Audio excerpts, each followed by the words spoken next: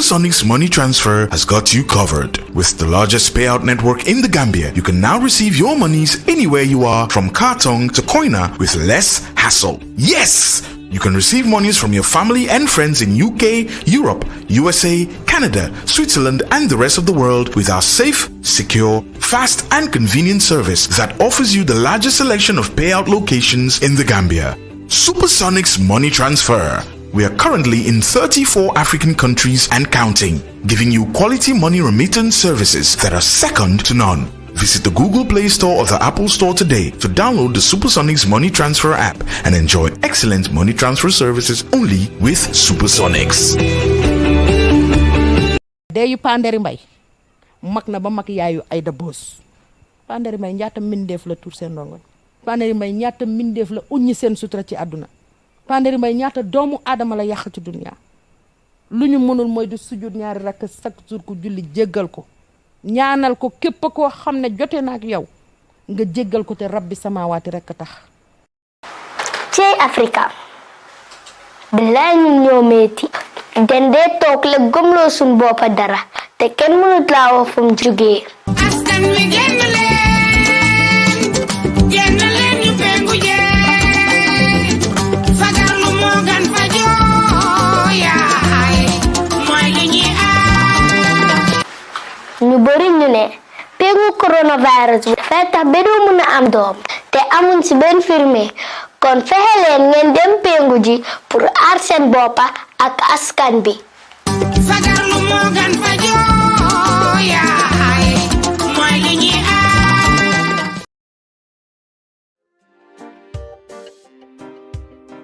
Good morning, good evening, good afternoon, wherever you are watching or listening to us from.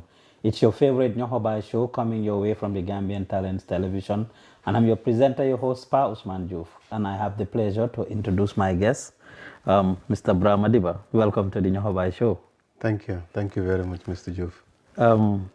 You are currently in Seattle. Yes. What brought you here?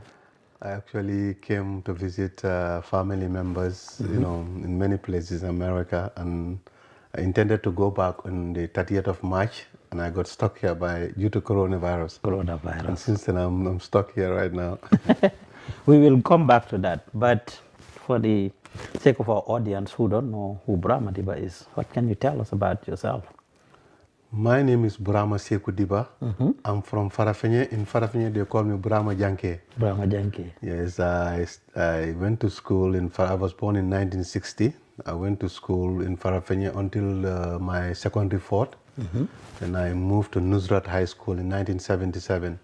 Then I did 3 years in Nusrat. At the time, that was what they gave us from secondary school. Okay. And I graduated in 1980. I taught for a while in Bakau Primary School and also in Kerchorno. Okay. Then from there, I joined the Telecoms Training Center in Banjul. It was they used to call it Vocational Training Center, okay, which later turned to GTTI. Oh. But it was in Banjul after there's a section owned by the Telecoms Department at the time, because then that's where I did 2 years of engineering studies. Then I joined the Telecoms Department in 1983. Okay. I started as a microwave radio technician. Okay. We were responsible for the provincial radio link. Okay. There were 2 of them, but we are responsible for provincial radio link and also the radio link to Dakar. Okay. Because between Dakar and Senegal and Gambia, the telephone service was through a microwave link. Okay. Yeah. And other things we are responsible for at the time was single channel radio links. Because single channel radio telephone links to Gunjur, you know, Mandwar and things like that, you know, up country there are other villages. These are single boxes that, you know, a radio link that you connect to a telephone, the analog telephone at the time. We are talking about landline here. Yeah, for the newer generation, of course, when you talk about phones, this is what we know, cell phone, mobile phone. But we are talking about landline here. Exactly. Okay. And up to 1984, then the Gambia government at that time, you know, we had the Post and Telecommunications at the time. Gambia Post Office. Post Office and Telecommunications, they were one. They were one department. They used to call them Post and Telecoms Department. Okay. But the international traffic was owned then by the then Cable and Wireless. It was owned by the British government. Okay. Since colonial days up to 1984. Okay. Even after independence. Okay, yeah, even after independence. Then I think then we had somebody advised the Jawara government, Jawara then, to try to buy the old Cable and Wireless, the international section from the British government. And that's what they did. They bought it from everything from the British government and amalgamated the then Cable and Wireless with the telecoms department. Then separating the telecoms from the post office went on its own. Okay. Then the telecommunications department joined with the then Cable and Wireless. It was basically, if you know Russell Street in Banjul, next to the hospital, that's where they had the switch terminal, but the other section is in Abuko. That was the international section. So this is now called Telegraph Road, right? Thank you. Telegraph Road. That's where, that was Cable and Wireless. So those two, when they were amalgamated, that was in 1984. That was brought about the birth of Gamtel. Gamtel, okay. We will come back to that. You mentioned attending secondary fourth. Was that at Farafenni Secondary Technical? Farafenni Secondary School. How many years was that? I did 4 years. So you had to do 4 years of secondary school and then 3 years of At that high school? At that time, if you didn't have entrance examination to go to high school, the government had what we call secondary schools. At the high school, you do 5 years, but at secondary school, you do 4 years. But believe me, it was a wonderful system because after completing secondary fourth, in many schools, you just do 2 years. They take you back to Form 4 and Form 5. But funnily, most of the curriculum that was done in high school, we already covered it in secondary school. But Nusrat, they just insisted on 3 years at that time. They take you to Form 3. Okay. Funnily, my classmates, if I tell you some of them, you'll funny. My classmates in Form 3 in Nusrat were Sirif Gomez, the former Minister of Interior and Education during Yaya Jammeh time. You have Tombon Sedi, the former Director General of Lai Conte, the Mayor of KMC. Okay. These were all my classmates. We were in the same class. And you know, Banta Kaira is his younger brother of Bajibu Kaira, younger brother of Banta Kaira. These were my classmates. We came from, and Mr. Jallo, Modu Jallo, I believe he's now working at the president's office. Okay. Yeah. Mamadou Jallo. These were all my classmates. Okay. Just interesting comparing the education system then and now. What can you briefly tell us? I can say I don't know. Secondary school, of course, from primary school, you go to middle school, then high school.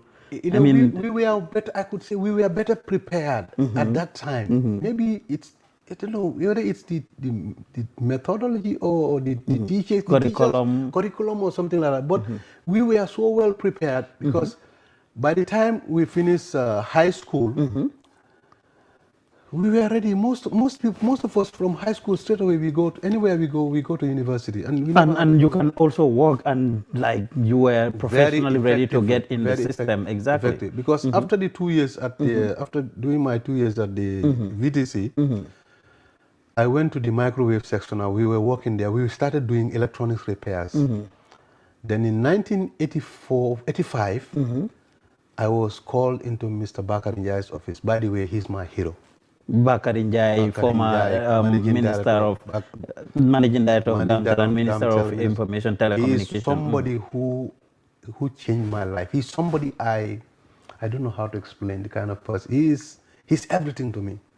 So Bakar Njai was there since in the 80s. He was at Gamtel. Of course, you mentioned, you said it used to be called Cable and Wireless, owned by the British, and of course, telecommunication was owned by the Gambia government, so they amalgamated it. What year was this again? This was 1984. 1984. And you were there yes, working I started for telecommunication. 1981. I started in 1981 as a trainee. Okay. Then in 1983, I started working as a microwave radio technician. Okay. Yeah. But Bakar Njai, before becoming managing director, he was a lecturer at the same place I was. Okay. In fact, some of the people who later became managing director, he was their lecturer. Okay. He was a lecturer, yeah. Then he was promoted as a director.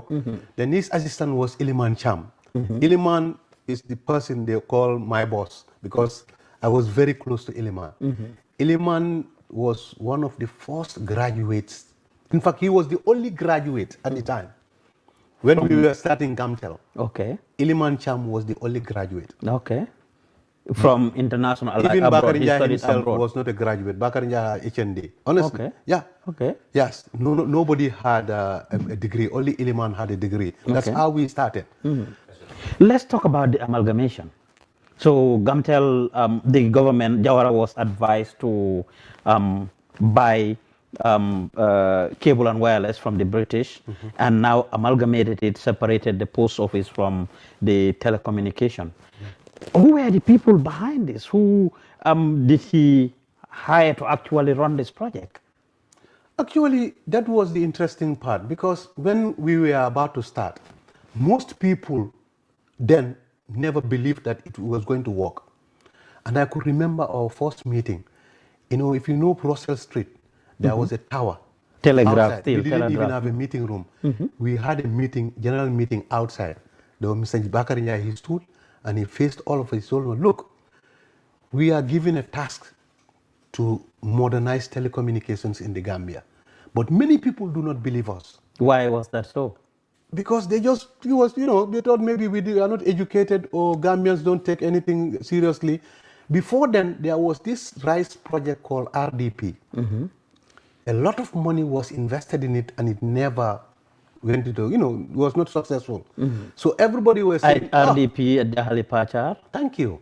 They were saying, if Gamtel is done like, they were just going to waste this money. It's going to be just like another RDP. That's what many people were saying. The Gambia government, many people were encouraged to invest in Gamtel at the time. They refused. If I could remember right, only the government owned 99%. Gambia National Insurance Company, GNIC. Then you had Mr. Omar Dibba. I think it's Omar Dibba. He was the managing director of GNIC. He was the only one who was willing to invest in Gamtel. And GNIC owned 1%, but it was later bought by government again. Oh. Yeah. So when it started, nobody believed us. So Bakaria in a meeting, he said, look, but I believe you people. If we all come together and work well, I am sure this thing can work. And believe me, this is what we did. Everybody came in and we started. Because at that time, the telephone network, in the total number of telephone in Banjul, Serekunda, and few places had telephone. And these were all analog Srauja telephone. It's like rotary telephone. We used to mock them, That's how it operated. But at that moment, when this thing happened, the Gambia government took a loan from the French government. Because we're trying to modernize this. They look, let us get rid of this old analog system. Let's get the latest technology in the market. At the time, the French had a telephone switch called the E10B. This was what the Gambia government guaranteed the loan. In fact, there was a Gambia government loan, took the loan to buy this equipment and start Gamtel E10B. This was what was done on Cameroon Street. Built this land and everything. That's where Gamtel was born. The first switch was done there, and the cable network started in Banjul, and later in Serekunda, and few areas, selected areas. That's how Gamtel started. So Bakarin Jai and Iliman Cham, Keba. You have MM Cham, Iliman Cham was the deputy. You have MM Cham, Omar Ndao, Pagay, and many other people. Like we had later on Mr. Njai. Bakarin Jai is a very smart guy. Administratively, he went to this place, Quadrangle or somebody. He hired one honorable gentleman called Mr. Jain, Mamadou Jain. He passed away, he's late now.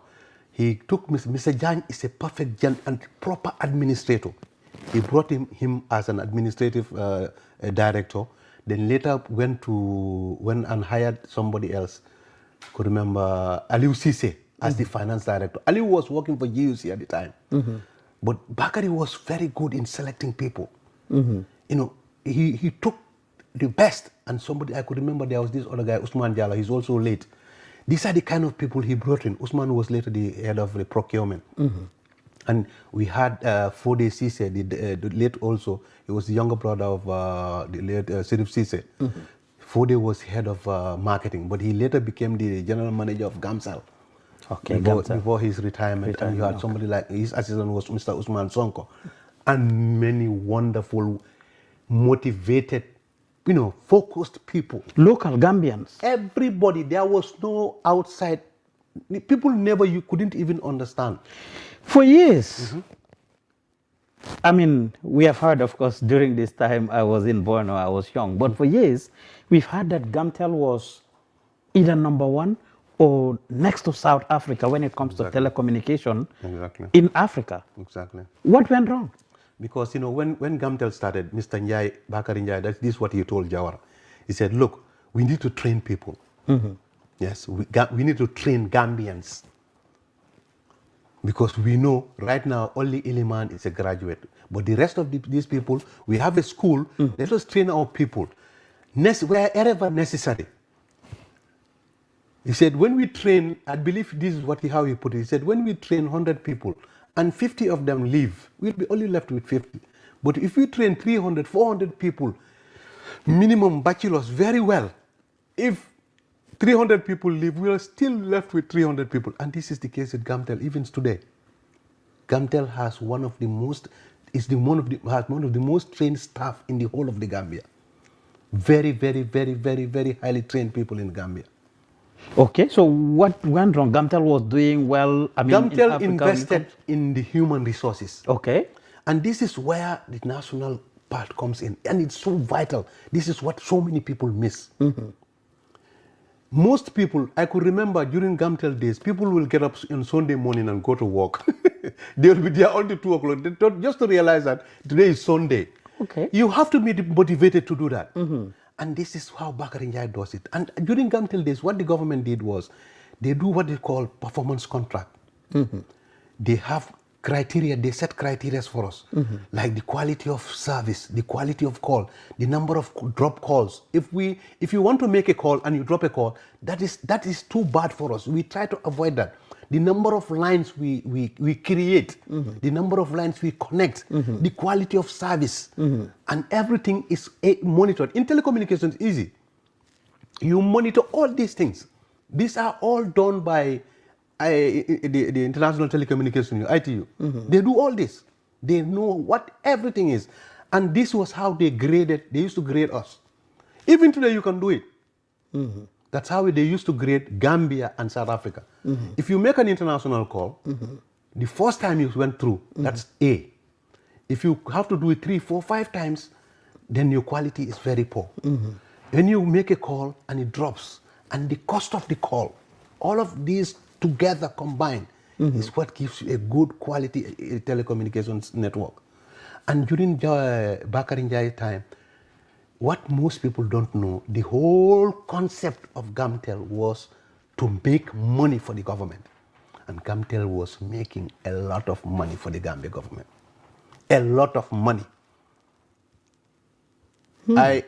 I'm privileged, I was privileged to witness meetings where I know how much money Gamtel was generating at the time. Can you share that with us? No, I might not be able to. For the sake of, about approximately, how many billions or billions but these are in? figures you can get. You can go to ministry. You can easily, these are figures that are available in the Gambia. You can easily get them. You can easily get them. Because every year, we had to go to, Bakari Njai has to go to Parliament and make a declaration of how much profit we make, and this how much dividend we pay to the government, and everything. And that's why I could not understand. In fact, I understood why it was done. But some people knew how much money Gambia government was making. And this is what the Gambia government is denied today. Let's come back to you a little bit. What role did you play in all this? I know you grew through the ranks. I started as like I said, I started as a microwave radio technician, telephone technician. Then later, in 1985, I was called by Mr. Bakarinja into his office because when the amalgamation was done with cable and wireless, some people in cable and wireless were not very happy about. It's just human nature. Nobody likes change. Yes, comes change with was not resistance. exactly, Yes, it comes so with he was resistance. not very comfortable about it. So he called me in his office. I think I'm saying this probably for the first time. I used to call myself an engineering espionage. He called me into his office. He said, Bruma Dibba, he said, I want you to go to Abuko. You see, the people there, most of them are not happy about this. I want you to go and learn everything you can. Do you understand what I'm saying? And this guy trusted me. So when I went to Abuko, for me, I just immerse myself in anything I want to, anything that is to be learned. If I ask people, you don't know, you couldn't tell me, I just go and open the books. That's how I started teaching myself about so many things. Reading. If I don't know, I ask. Until one day, and luckily for me, I was attached to another wonderful human being, late now, Mr. Michael O'Reilly. He is somebody who also contributed a lot to my life. He's late. He's from this place, Rankin Street in Banjul. Okay. Michael is another, I pray for him every day. It is Michael who opened my eyes and showed me what I needed to do. Because I definitely always want to share this. I was living with my two brothers in Banjul. One of them was going to Nusrat High School, Mustafa. He's now in Seattle here. So daily, I went to my dad. I told him, look, I want to pay for Mustafa and Ablai's school fees. My dad, he could have paid for it. Then, when I told him, he looked at me and he just laughed. So at that time, my salary was $116. $116. Yeah. Our rent was $35. Okay. I was living in a single room in Perseverance. But we had a bed, so I just lie down. I used to spend the night on the floor. We had one basin for lunch. We ate that one, So every day when Mustafa is going to school, I used to give him $5. Then he will tell me, look, let me go to that. I said, don't go, don't ask him for anything. I'll manage it. So during that time, it was so hard. One day I had to borrow money from Michael. So I did it once, I did it twice. The third time he told me, Mr. Dibba, I don't like giving you a loan. I said, but why? I was getting irritated when he told me that. He said, no, look, the way I get this money, you can get it in the same way. I told him, what do you mean? He said, look, I'm equally trained like you. We had the same training. What I do is I do repairs. At that time, Gambia, the only television signals we were getting were coming from Senegal. So we had these Yagi television antennas. The one with the lines. Yeah, it's called Yagi. Okay. It's a Japanese name. And he said, if you're ready to go with me, let's go and we walk, then you can get money. Even that day, we went with this small motorbike. You know where we went to? Mr. Job Dollar, one of my heroes. Okay. Mr. Job Dollar, that guy, I got so much advice from those people. We went to Mr. Job's house. When we arrived, he introduced ourselves. He said, Mr. Job, how are you? Fine. Then he told me, okay, go up. Before that, he briefed me what to do. I went up, I checked the cables and everything. It was corroded. I cleaned everything. I connected it. I came down, connected, put on the TV. Bam, the signals came in fine. I was so happy. That kind of happiness, nobody can pay you. I know. That was an eye-opener for me. And that day, Mr. Job gave us $75. Okay. Can you imagine? You were making $116 a month. Exactly. And you got paid $75. So Michael gave me 25. He told me, it's not always like this. One of the best advices I got in engineering, I got them from Michael O'Reilly. Okay. Yes, Michael is somebody I will never ever forget. You were patient and ready to learn. Ready to learn. And this guy is a good person and he showed me everything. And after that, the interesting part is this.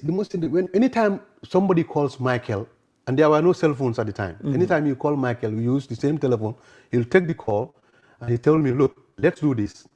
If somebody calls me to go and fix his line, I'll ask you to go and do it. If he pay you $100, you're going to give me $50. I told him, okay. I agreed. Many people will think I was stupid, but no. He was trying to teach me something, to be responsible. Because if I come to your house, I fix your line, I'll give you my number to call me instead of calling Michael.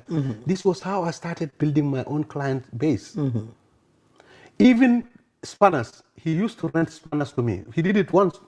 That was the end. I ended up going to and bought my own screwdrivers and spanners. Okay. This is how you teach somebody to be responsible. And this is what Michael O'Reilly did for me. And he showed me a lot about Abuko Art Station, and I learned so many things. From that moment, that's where I went all the way until he left for England with his family, and I ended up installing the first satellites in Gambia. Yes, I heard you were the one who installed the first 100 satellites in Gambia. Michael O'Reilly introduced me to Michael Blell. Michael Blell is the younger brother of Freddie Blell. Okay. Michael is the kind of person he should have studied engineering, but he's in the business. Okay. Michael is so inquisitive. He kept on asking me, Dibba, how can we get satellite signals? How can we get satellite signals? I told him, Mike, just to get him going, I told him, Mike, if in Abuko we have a big dish, we get signals occasionally. Those signals, if you have a big dish, you will be able to receive it, just to let him go. On the whole, Michael went and bought a satellite dish from America and brought it over. His own, those big. He ordered it, then he called me, he said, Dibba, come. It took us so long. In the end, we got the signals. That's how I started installing. Then he ordered about 12 of them. He ordered 10, 16 feet mesh type. Those are the white ones. Sehu Sise, Amadou Samba, Freddie Blell, this boy, Charbel. You're talking about the big dogs. The big dogs, exactly, yeah. Back in the days. and things like that. Okay. So when it came, after installing the first one, then he ordered these 12. Then he bought two big ones, one for Fuad Mahmoud and also Brahim Faraj. So I started installing. The first satellite I installed, that type, was in Amadou Samba's house. When you go into Newtown Road, Timbuktu. Yes, After Timbuktu, there's a tar road going inside. Just a little bit inside until that's where Amadou was renting. That's where I installed the first satellite when I later transferred it to his other house over there. That was the birth of satellite in the Gambia. Okay. But later, Mr. Modutal, who came into the business through Mr. Lifeis, another wonderful human being, because I was installing a dish for the American Embassy. Another Lebanese guy, Ali, he ordered a dish for the American Embassy. I was installing it evening time. So he was passing by, he saw me, he saw somebody fixing satellite. He stopped, he said, who's doing this? They said, Dibba. And I came along, he said, look, I have a problem with mine. One American came to install it for him. So it was decided at that time that he was introduced to Motal. Then after installing that one, then the guy was supposed to come to Gambia. Anytime he installed, then Modu will pay for his air ticket and everything. That's when I got introduced to Mr. Tal. Mr. Lifeis, his heart had a problem. For so many, he was making calls all the time. So I went to his house. It was just detuned. I just programmed it properly. He was so happy. He paid me so much money. I told him, hey, that's too much. Somebody paid you, sir. You never received that type of money. I've never seen, for a 5-minute job, it was not even a job. But he was so happy. He said, look, wait. Then he called Mr. Tal, Modu. That's when I was introduced to Modu. At the time, he ordered 20 other pieces of the black one, the one from JIBP and others. Then that one, the first one I installed was in this place, CSC. CSC, and the CSC, they end up buying 6 of those, and I went into Senegal too. What were these satellites doing? They were enabling them to be able to watch television, international channels and CNN, stuff. Canal France, European channels at the time, European television stations. These were what was happening. The interesting part was when I went to Dakar, the first one I installed in Dakar was in, the owner of CSC, Aliun Sow. Mr. CSC, the construction company. Yes. He's the owner in his house in Fan Residence. And funnily, his son now owns, Radisson Hotel, Yerim, was the one assisting me, Yerim Sow. Okay.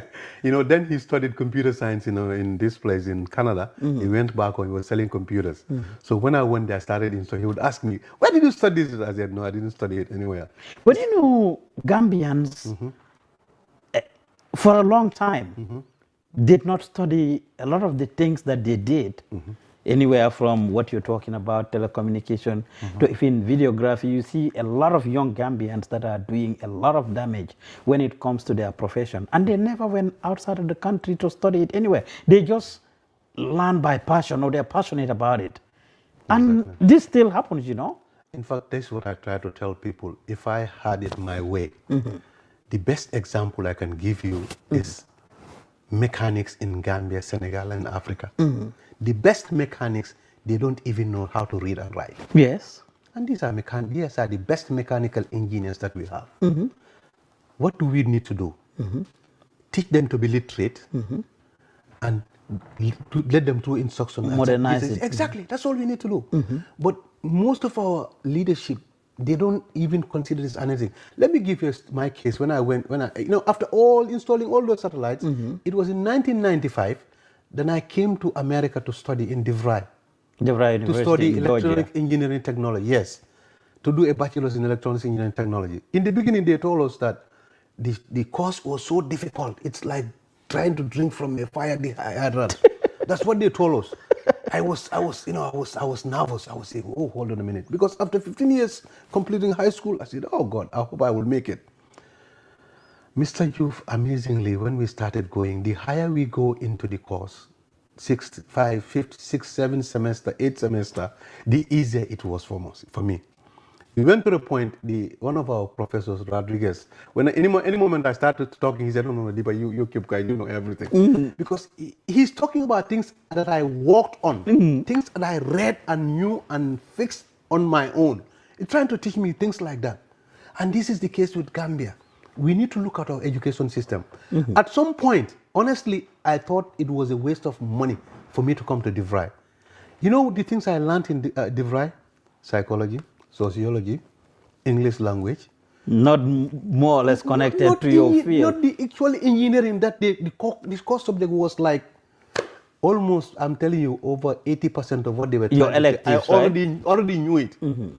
I was in the student, academic support center. That's where I was working for a long time before and eventually went to work for a company like Rockwell Automation. I was doing repairs. Why? All because of, thank God to Michael O'Reilly. I always refer back to Michael because we were fixing television sets in Banjul. All components, they are basically the same as a computer monitor. And there I was trying to fix them. People were fixing 6, 7, 8. I was fixing up to 15 a day because thank God for Michael O'Reilly again. Michael showed me the techniques and everything. With my little knowledge in engineering, it was easy. Going back to Banjul, of course, computers were not as they are today. So how were you studying? I mean, where were you doing your research? Did you have to read from books? Actually, before we left Gambia, they were teaching basic computing. You know, what they call basic computing. In America, nobody teaches you that, like the basic languages, no. So when I came, I started panicking when we get into like C++, like writing code. And luckily I met one boy from Alan Smallwood. He was one of his smart kids. So we became friends. We used to go together. He told me, no, don't worry. This is because I was helping him with the electronics and the mathematics, and he was helping me with the computer coding. And that's how I easily clicked. So we would go into the library, because it was in 1996 that the President Clinton liberalized the telecommunications in here. That's where then the internet services started in America. So I got connection at my home. So we were the first people who were getting our assignments online. So we go back to Gamtel. Okay. You mentioned it was for a long time doing very well next to South Africa. I mean, Jawara left in 94, Yaya Jammeh came over. History tells us that even GRTS, the television, was actually supported by Gamtel. I remember, of course, their first office was right there on Kairaba Avenue. Exactly. This is all because of the money Gamtel was making, as you've referenced to earlier. Exactly. Right? Yeah. In 1997, 87, we had a French attaché. He was at the art station. He was coming there to assist us. Then he observed that I was interested in energy, and he proposed to Mr. Njai again. Then that's when I moved again. From the art station, I was assigned to go and set up the energy department. And setting up the energy department, because at that time, NAWEC, how do you call it? NAWEC was really, really bad. So he told him, if you don't have a section that is called energy, power, you'll have a problem running Gamtel. Because as of today, right now, almost 95% of failures with telecommunication institutions, it's all power, it's all energy. That's when we started solar. Then it took me 13 years to get to that point. But getting to the question of Gamtel taking over GRTS, that was one of the most honorable things that was done in the Gambia by Gamtel. Because Gamtel invested full 100% on the setting up the GRTS television. Because there was no television in the Gambia, Gamtel took it over. Because Gamtel had the revenue at the time. Like I said, Gamtel was run by a management team plus the board of directors. They take all the decisions. They were independent until when Yaya Jammeh came. And about the television, it was a good thing to set it up. But it was during that time I am convinced he knew about the finances of Gamtel. When the whole GRTS thing was setting up, yeah. Because the amount of money Gamtel was spending, and eventually he started controlling the finances of Gamtel. In a telecommunications institution, when you get money, you need to be updating constantly. Constant updating. This was what was happening before Yaya Jammeh took over. Even the billing and all these things were totally under his control. So the of course, Gamtel billing. He took over everything. And that was the crazy part. Because if he had left it as it is, let Gamtel operate and let Gamtel continue on their own projects just to be paying a certain amount of every year to the government. Yeah, exactly. Then we would have been even beyond America by now. Because it was in 1990, or which year was it? 1990 was when we ran our first optical fiber cable from Banjul all the way to Basse. So Gambia has fiber cable before any country in Africa, just like our electronic switches. We had fiber. It was a stick fiber. But why are we still so far behind? This day, this second, July of 2020. Internet, the cost of internet in the Gambia is more expensive than anywhere in the world. I say it because I call a lot of places. The same thing with direct line calls for Gambia. Why is that so then? You know, what we have in the Gambia currently right now, after that 6 fiber, there was another project because the ECHO. They run a 74 fiber from Banjul across the river to Bara. From Bara, it ran all the way to Fatoto, cross the river again, back to Brikama, Katong, Gunjur, all the way back to Serekunda again. So we have a total complete loop. Even inside Serekunda, Banjul area, we have fiber almost everywhere right now. What is the problem? All we need to do is anybody who wants to help Gambians today, bring in a management team, let them develop, we call it the last mile in telecommunications.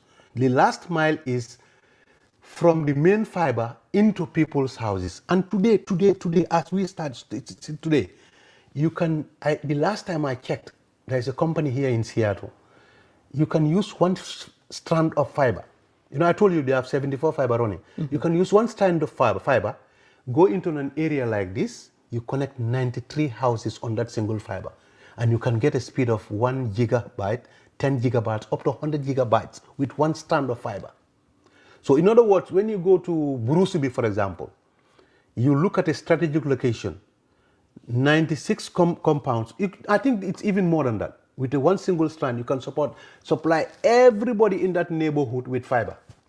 You know, the beautiful thing about fiber is, if you talk about communications, what we call frequency, fiber, you can transmit everything on fiber from 0 frequency up to infinity. It's only fiber that can handle that. Most people don't understand, when you use wireless radio is very much limited. The bandwidth of radio is very, very limited. And that's what we are still on. Yeah, and that's it. But as it is right now, we can run fiber to everybody's compound in Gambia right now. That's all Gamtel needs to do. And this has been there for ages. It has been there for almost. Why is it not done? Do you know? Do you have any idea? The reason is because when Yaya Jammeh took over the finance of Gamtel, the Gamtel management, all the consecutive money, they cannot upgrade. The switches we have are old. We have 2 switches. One in Serekunda, one in Banjul. We have remote, switches, but their capacity is limited. And the last time those things were put there, you're talking about almost 15 years ago. Whilst AfriCell, QCell, and others are upgrading as quickly, because they will just sit as a team and just decide what to do, and that's how it used to be done. With Gamtel. It's like you tie my legs and ask me to run with people. This is what is happening at Gamtel. Okay. Even today, Gamtel's billing system, if the last time I checked, there are some of the billing, they are controlled from Lebanon. Really? Yeah. Gamtel. Lebanon or somewhere, yeah. The billing system itself. If you want certain information, you have to call somebody in Lebanon to do it for you. Nothing is controlled by Gamtel system. And this was all done by Yaya Jammeh? Of course. It was during Yaya Jammeh. You know, it was, Yaya's thing is, his problem was, Yaya was too much controlling, and some people were using this to their advantage. To their advantage. And when he left, things are as they are right now. There are people in the Gambia who will do anything to try to maintain it as it is. Why is that so? Because they are benefiting financially. Look, let's take an example for QCell. QCell says they have 400,000 customers.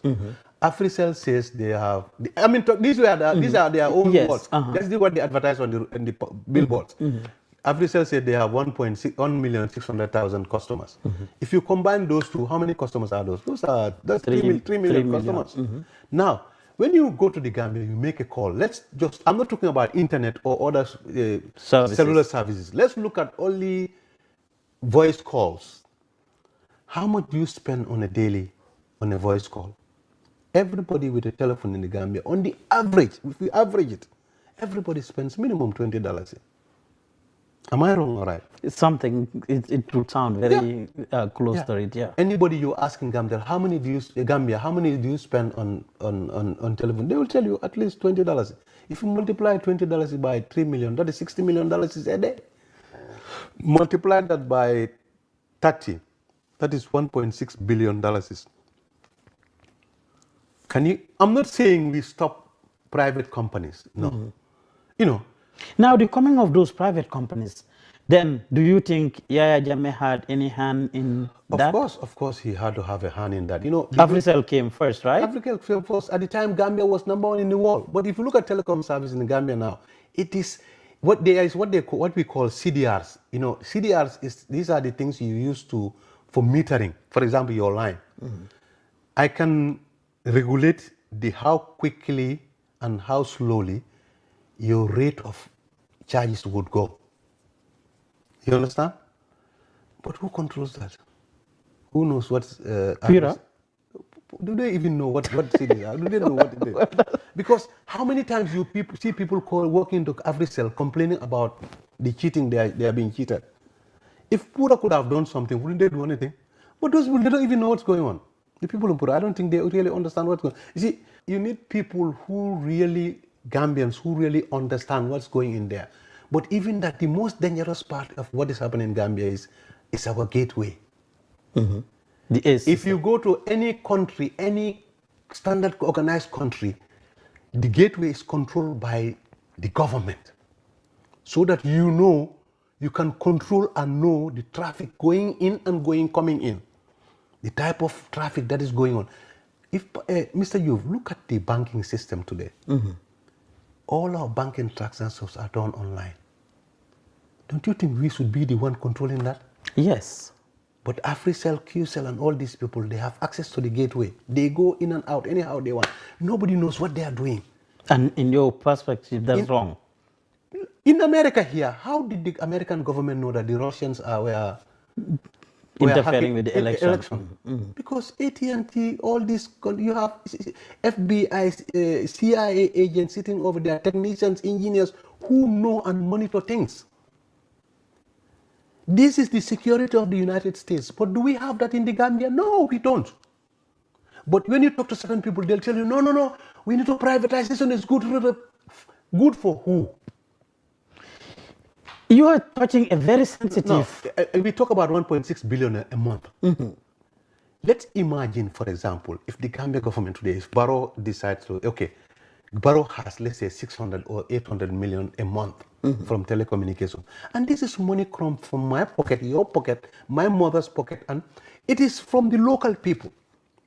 We would rather give it to the government than give it to the private person. How can you... What benefit do we have paying our money to a private person? I would rather pay it to Gamtel, so Gamtel will use our money and make roads. Do you understand? Then pay our teachers $10,000 a month. Well, they can further argue that they are doing their corporate social responsibilities by giving money to government or supporting, institutions. Why do you have to give it a private person to give it to government when the government owns it himself? Look, the biggest problem in the Gambia today, when you talk about corruption, look, you pay a police officer $3,000. $3,000. What's the cost of a bag of rice? 2005. How can he feed his family?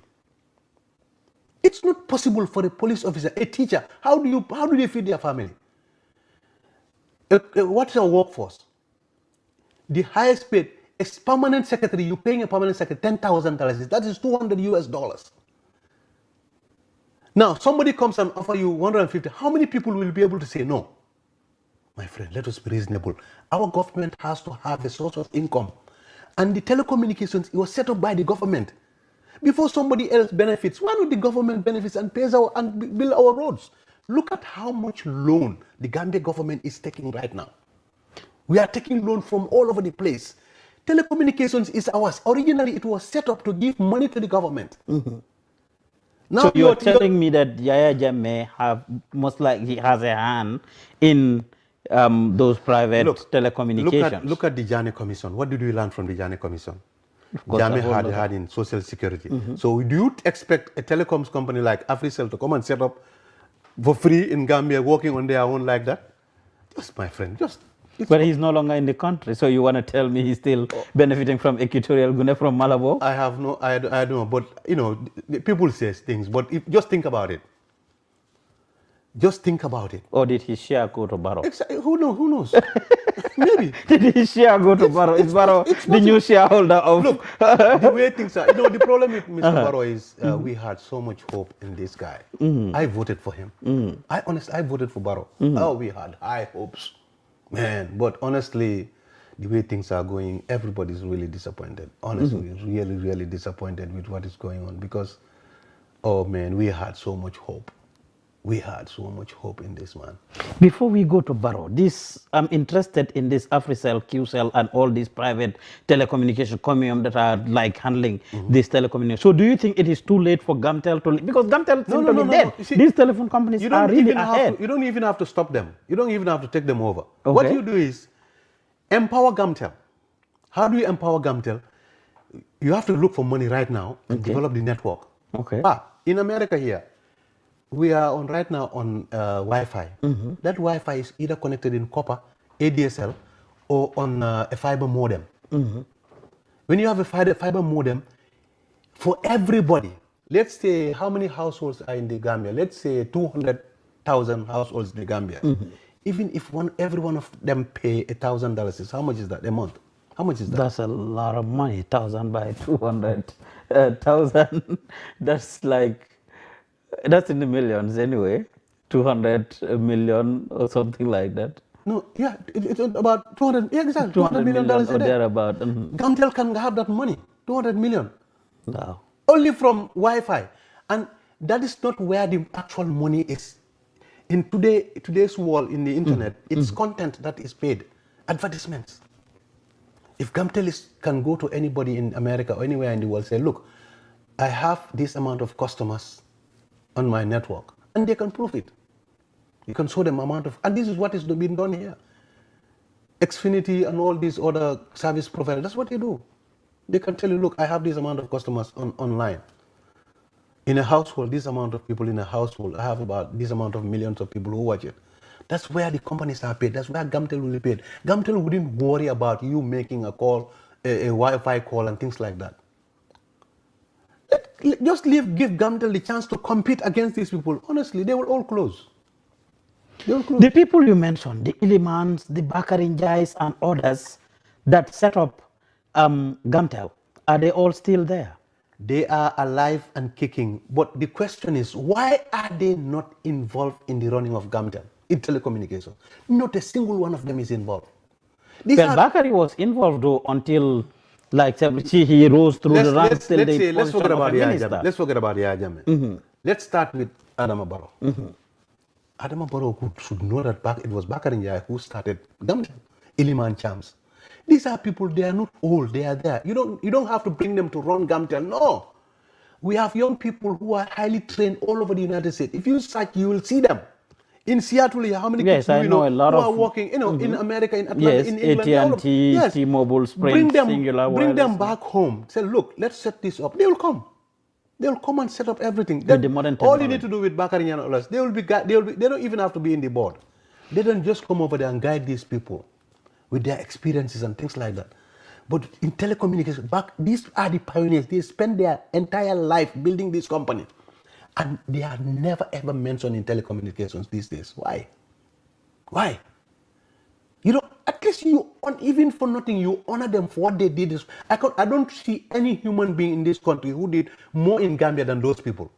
Just give me one person. You tell me this person did more for the Gambia than Bakari Njai, Iliman Cham, Cham, Kebe, Jan, Ismaila Cisse. Well, right now the world is a global village where, because of communication, everything is easily done, of course, because of easy access to communication. Exactly. But for our own, it is just so difficult. I mean, having access to anything. Those of us that operate online television. Just today, right before I came here, my guys were covering the daily press briefings by the Ministry of Health. The network was breaking up and down. I, in fact, disconnected it and just moved on. I was very annoyed. I was very annoyed. It is wireless. Wireless. When you transmit video, you need bandwidth. You understand? But if you have a fiber cable to everywhere in the Gambia, if you connect to a proper network, you have so many networks, you wouldn't even have that problem. Your bandwidth can easily move. You go anywhere you go. This is what we need to do.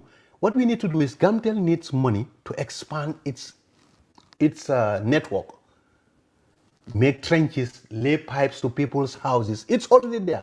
Expand it. If you look at behind Sukuta all the way to Gunjur, you have all these companies, real estate companies going over there. There is no telephone services there. There are no plans. Gamtel cannot do it because Gamtel doesn't have the money.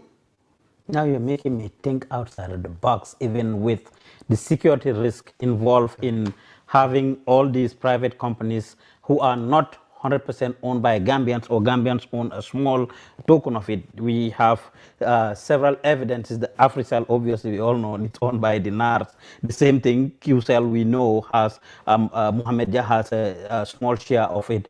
I mean, Comium, of course, talk about it. All these companies that are run by non-Gambians or owned by non-Gambians. Somebody told me, of course, our electricity, car power ship. Somebody who tells me su nari mere big fountain su nari mere dañu jog suba rek duñ fekk gal bi dem yonam, right? When it comes to privatization, we brought our ID cards and give it to Simlex. Like our military, just last week, Lamin Bojang was saying on one of the platforms that Adama Barrow has not learned from Jawara by leaving our security still in the hands of economic and this thing. So everything in our country basically is outsourced. What do you know? What do you know more complicated than telecommunications, starting it from scratch? Gamtel. And it's done by Gambians, 100% Gambians. Then what else is it that Gambians cannot do? If the will is there, but what we need to start thinking about is, stop thinking about the little money you have. 200 million is a lot of money. Yes, it's a lot of money. But my friend, you cannot sacrifice the life of a nation. I pray to God every day. I pray to God, if I am to get money in that way, may Allah never, never, ever give me money in that fashion. Honestly, I pray to God. I'm happy with what I have in my life. What people need to understand is this. Gamtel has to be revitalized. How? We need to run all these cable networks to people's houses and connect them. This is something you cannot delay. It has to be done now. And don't give it to a private company. Own it yourself. Because the Gambia government, what is the main source of revenue for the Gambia government now? Taxes. GRA. After GRA, where else? And Gamtel can give the government more money than anything else. Why would you want to give that to somebody else? You can privatize some of them, no problem. But look, when it comes to NAWEC, I don't mind privatizing. I have an electrical background. Generating electricity is very expensive. Yes, It's very, very expensive.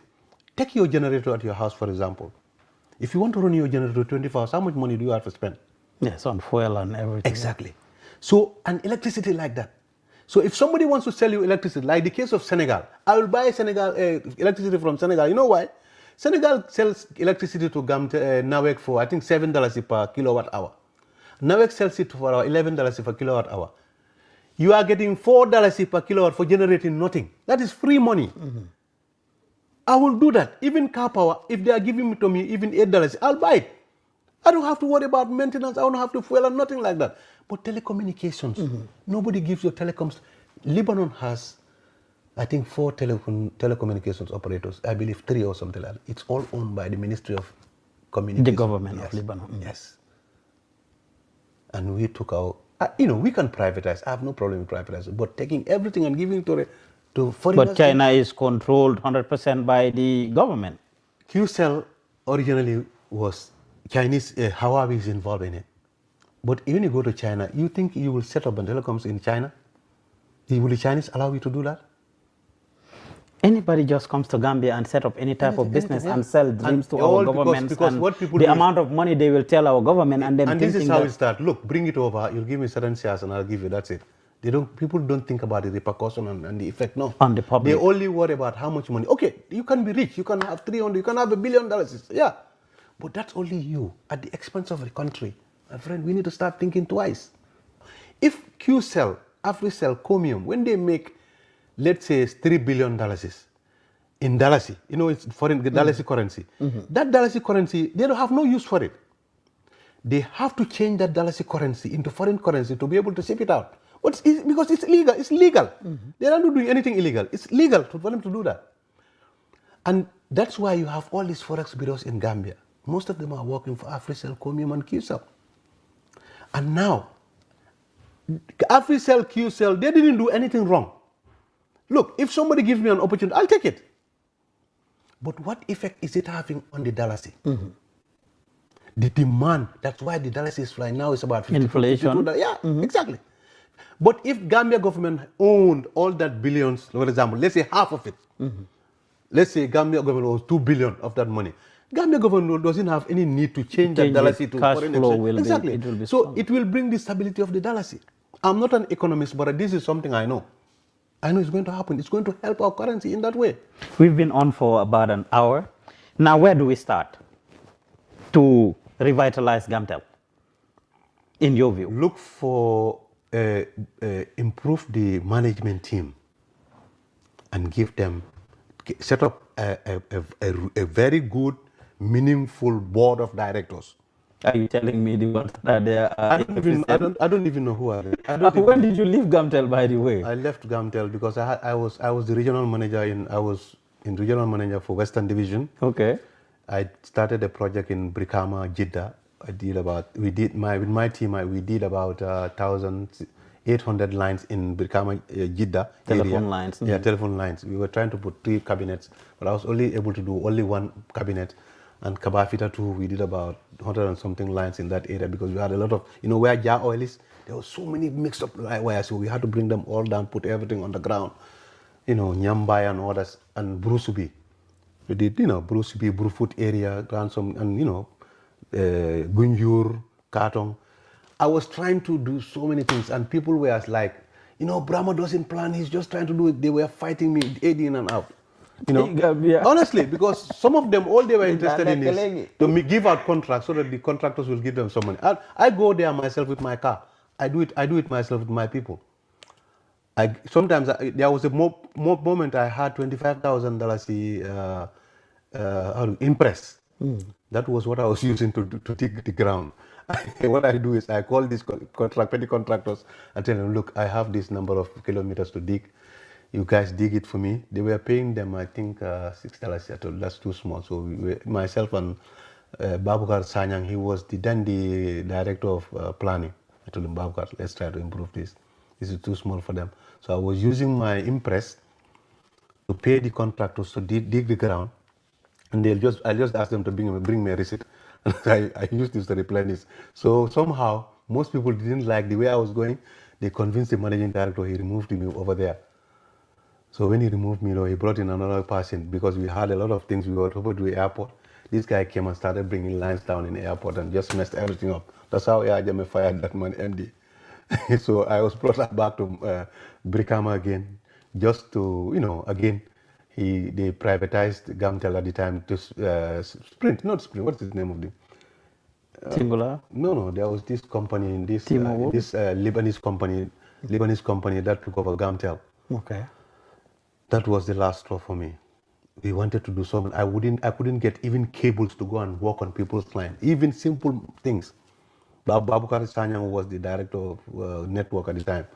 I told him, Babukar, I'm sorry, I cannot do this thing, I have to leave. He said, no, please don't. I said, look, I have to go. I cannot just come to work just to be paid and sit down, don't do it. I said, that's not me. I'd rather go and sit home. I'll be able to feed myself. They said everything. Even the Lebanese, they thought, I said, no, I'm gone. I left in 2008. That's when I took up voluntary retirement. And what do you do now? Me, I have an electrical engineering background, telecommunications and electronics. So I used to do a lot of consultancy work for NAWEC, rural electrification. Like the one they started from Jaring. I was working with an Indian company. I was supervising that up to last year, and it was completed. We did 2 generators in Farafenni, 2 in Basse, and we ran a line from Basse to, across the river to Sudukova, Diabu, this Sarahule village, and also from Basse to Bansang, connected Bansang. Then from Jaring also to Bansang. Then we crossed over also on the other side, Kuntaur area. We did some villages there on electricity, and also in Farafenni to Kaur to Bambali. Then from Farafenni to Ilyasa to this place, to Jabakunda, because the electricity from Kerawan stopped at Jabakunda. We connected all that way to Farafenni, also from Bara to... But that electricity is now more stable than that of the combos. You talk about the one that we're getting from Senegal, right? Thank you very much. Yes, it's more efficient because and more reliable there than... I'm not quite sure how much, but the Senegal is on a dump in this place, Manantani. It's in Mali. It's a electricity project that was done between Senegal, Mauritania, and Mali. Done on the Senegal River inside Mali. That's where Senegal generates most of its electricity. And this is the electricity that's coming all the way to Kaolack. And I think the Kaolack and they had excess. This excess that they are not using is the one they sell to their quota, is what they sell to Gambia. And this is how it is done anywhere. If you look at Ghana, for example, the Akosombo Dam, it was done in 1960s by Kwame Nkrumah. Akosombo Dam supplies all those countries all the way to Nigeria. Even today, they supply Nigeria with electricity. Let's take Seattle, for example. How many dams are there on this river? About eight dams. Seattle supply electricity. Most people don't know. They supply electricity all the way to California. Portland, and all those areas. And that's how it's done anywhere. On the East Coast, the same thing, from Canada. When you have a dump, you put up a trap. And there is this project that's coming from Fouta Jalon. That's the one that's been done at Soma. This was started during Jawara's time, because they were supposed to put a bridge barrage in Farafenni. But instead of bridge now, but somebody advised them, when you put a bridge barrage, what happens is it causes some problems, flooding on the other side and things like that. So they went to the source in the Fouta Jalon. That's where they put it. They put this electricity. I think Gambia is to benefit about 40 megawatts. That's the one that is being done in Soma right now. Oh, okay. That was the one Yaya Jammeh was saying there will come a time electricity will be free. I don't know if you could remember when he was saying, that's the project. Yeah. You said you are disappointed with Barrow. Why? Mr. Barrow, people, when you look at Yaya Jammeh did a lot in the Gambia. Yaya Jammeh's biggest problem and mistake was not letting people be. You don't own human beings. The human rights violations. Yeah, exactly. Even my own children, I don't own them. They came through me. I need to value and respect them. Sometimes when they say no, I just need to learn. But that's what he never understood. And he wasn't listening. If he had been listening to people, if he had been treating well, Yaya Jammeh could have been in Gambia for 50 years. Nobody will want him to go. Because the only way you know this, go to Guinea-Bissau, go to Guinea-Conakry, go to Senegal, and certain areas, you talk about Yaya Jammeh, even now, because of the developments he was aspiring for. But his problem was the government infrastructure, don't touch that. You leave the government, and He thought he owned it. He owns people. That was his biggest mistake. And I'm 100%. If you are to sit with him today, you ask him, he will regret that. If he hadn't exactly, yeah, and I'll be here 50 years, 100 years, billion years. Whatever you are, whoever you are, we are only human beings. He touched religious leaders, he touched politicians, he touched everybody. And however important your position, how much money you have, we are always human beings. Trying to learn to respect people. Even if you agree with them, you have to, give the devil its due. Barrow has only one big advantage. That is, you can say anything you want in the country. You can go anywhere. Nobody will kidnap you. That's the only thing. But that is deteriorating. And look at what happened to Mahdi Jobat. They just dropped the charges. Wasted his time for so long, only to end up dropping the charges. That is something. If he wants to take that within a couple of years. Last 2 weeks ago, my own staff in Gambia was arrested and taken to 3 different police stations, and exactly what happened to Mahdi, only for him not to be charged. They just wasted his time. The problem is, if they want to start that, they are going to start well, they are trouble. getting there. No, I'm telling you, look, if they want to go into that land, they're looking for trouble. They're getting there. Because no, I'm telling you, Gambians will never take that any money from anyone. Right? Never. Whoever wants to go along however stupid, just look at what is happening at TRRC. How stupid a security officer would you be to want to allow yourself to somebody to make you do things after all what we have seen in TRRC right now? All the crazy things that people were doing in the name of what? Look, a president is somebody we elected. Servant of the people. It's, period. You are nothing. You are absolutely nothing. We elected you. We went to the polls at risk, and we risk everything, put you there. Well, Barrow seemed to be forgetting so soon, though, because when he took over, he said it. I remember his first press conference he did. He said 3 people learned from this, and those are who? He said Yaya Jammeh, the Gambian people, and myself. And what did they learn? That power belongs to the people. That Yaya Jammeh should learn that it's the people who put him there. Adama Barrow should learn that. He said these are the 3 people who should learn from this. But he seemed to be forgetting so soon. Let me help you with one thing. Let me just comment one thing. I'll go back to Bakari Njai. See, leadership is not difficult. If you are finding yourself ahead of people, especially when you're elected or you are appointed, it's just but a stroke of pen or by election. That's why we are made there. If somebody comes to you and say, Mr. Juf, so and so and so, this is what Bakari Njai used to do, he will call you and make you say, okay, explain. The moment, when you lead people, the moment people start lying to you, telling you about other people, anytime they call the person and let them sit down and ask him to explain, nobody will ever do it again. I know. But you see, the reason power corrupts is the majority of people who come to you are for the their people, selfish interest. Yeah. The ones who never come to you are the ones you need to seek, because they have their pride. They have that. They would not lie to you. They will tell you the truth. These are the people you should go for, not people who praise you. Anybody who praises you, please move them away from you. They are the worst of your enemies. Even look at what is happening in this country. There are people who stood and said, no, they are fired. Sometimes you need to be fired. You need to leave. If you cannot take it, leave the job. I know. Yes, but that's our problem. If you watch TRRC and Jammeh Commission and all these commissions, they will all tell you, oh, I couldn't leave. This is what I could do. What do you mean I couldn't leave? I left Gamtel. Some people were telling me, no, you have your skills. No, it's not only my skills. Me, I can do farming. I can do anything you give me. I am a handyman because I'm willing and ready to work. That's why when I was as a regional manager in Gamtel, you know who advised me to leave Gamtel? No. You know Coach Sang Dong? Yes, Sang. Sang is my friend. I was sitting in Sang's house. I was really pissed off that day. I was really angry. You know what he told me? He said, Dibba. I was just talking about him with my friend Usman Jaji the other day. Sang told me, Dibba, when was the last time I was fired at GFF as a coach? I told him, what has that to do with it? I said, 2003. He said, did I beg? Did I go hungry? He said, and you are much more skillful than me. He said, leave this job. And that's how I left. You see, sometimes you just have to ask yourself, in the Gambia, nobody starves to death. Tell truth for authority. If they don't respect you, leave. You'll get something better. But you have to believe in God. Most of us we go to church. Oh, hallelujah, hallelujah. We go to the mosque. Allahu Akbar, Allahu Akbar. But we don't believe in God. I know. If you believe in God, you have to certain point. You have to just stand by what is right. I'm not saying I'm perfect. No, we may believe. I we have a don't lot of trust flaws myself. I am very, very. I do make stupid mistakes and everything all day. But I pray to God that I try by level best try to do what is right. That's what I pray to God. We may believe him and we don't trust him sometimes. Exactly, yeah, exactly. This is Anyway, time is, we've been on for over an hour. Yes. What would be your advice to Barrow? My advice to Adama Barrow is, if you want to succeed, go to people you think who are your enemies. People who you think would not tell you the right thing. Call Mr. Mama Kande. Call Mr. Halifa Saleh.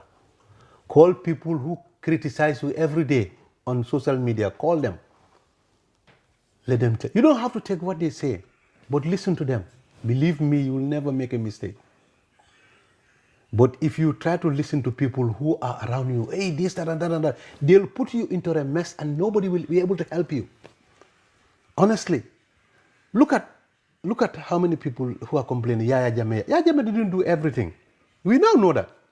He didn't do everything. But he was aided and abetted by Gambians. Yeah, Gambians. But look at him. Everything is just done for his head. Yes, everybody's running because away you are and the putting leader. it back on him. Yeah, exactly.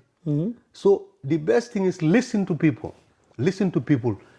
Look at. I understand that the managing director of NAWEC is fired. Why would you have to remove Baba Fatajo? Baba came in. He was doing an excellent job. Electricity was almost perfect. We would go 3 months, no power or shortage. You bring in somebody who had if you had taken somebody from inside, we could understand. Somebody who understands the system, understand how things are working. No, but somebody totally fresh. Why?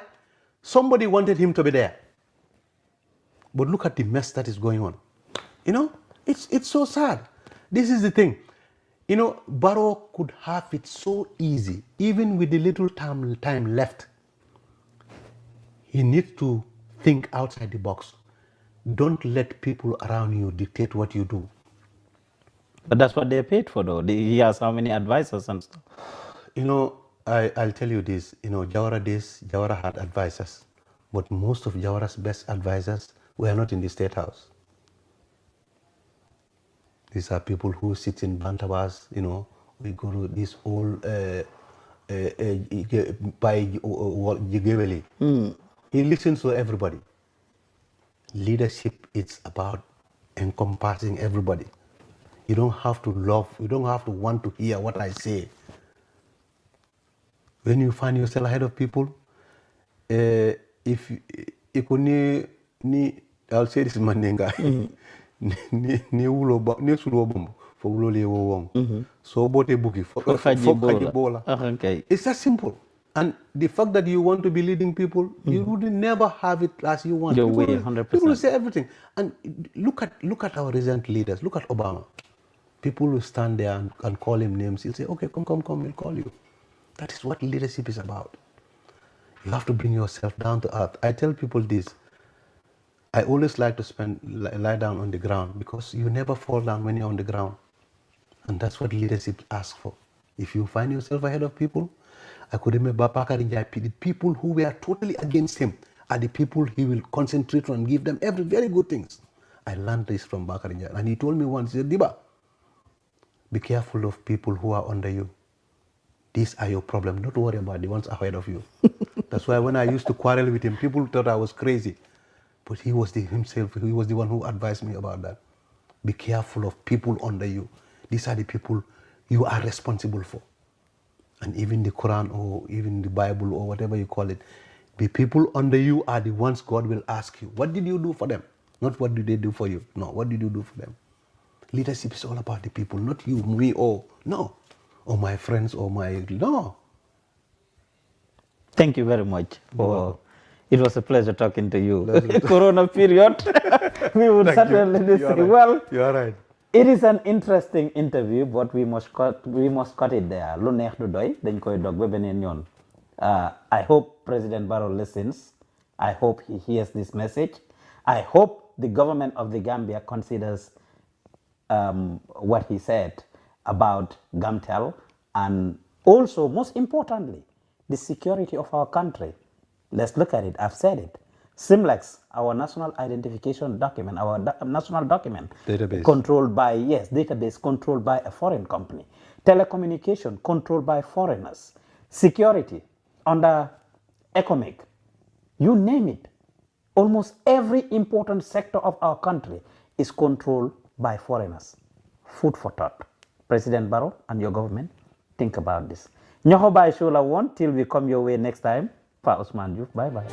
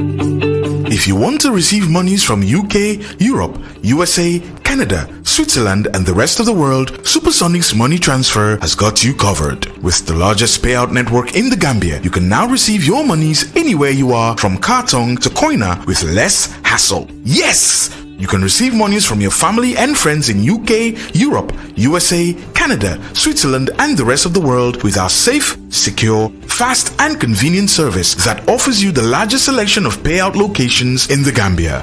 Supersonics Money Transfer. We are currently in 34 African countries and counting, giving you quality money remittance services that are second to none. Visit the Google Play Store or the Apple Store today to download the Supersonics Money Transfer app and enjoy excellent money transfer services only with Supersonics.